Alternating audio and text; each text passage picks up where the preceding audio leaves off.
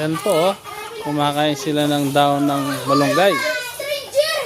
Para healthy sila, hindi puro starter tsaka pilit ang pinapakain natin.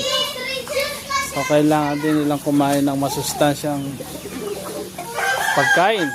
Kagaya ng daon ng malunggay. Ayan, oh. So ayan, tinutuka-tuka po nila hanggang sa maubos nila yan. Ayan.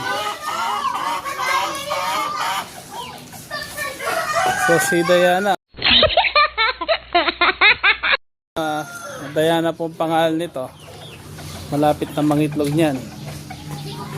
Hintay-hintay lang tayo na konti. Pag umiiyak po yung manok na ganyan, gusto na mangitlog. Yan, no?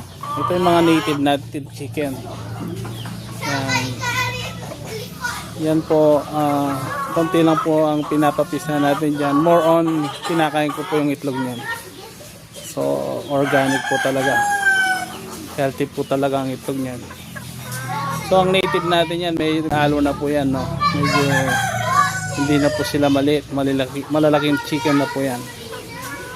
Nasa 2 kilogram din po yan kada isa. May get. Yan, no?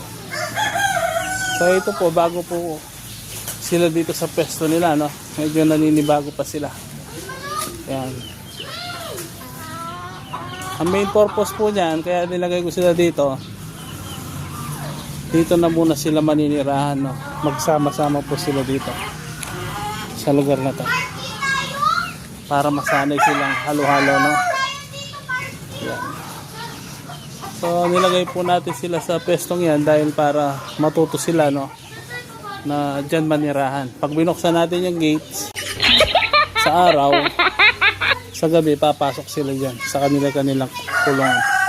Matatalino po yung mga manok. Alam po nila kung saan sila nakatira. Yan. Ilang araw lang sila nakakulong dyan. Bubuksan din natin yung mga yan. Sa gabi, bahala na silang pumasok sa kanilang kulungan, no? Para magsama-sama po sila. Yun, no? Gandang tingnan pagsama-sama sila. Yan, no?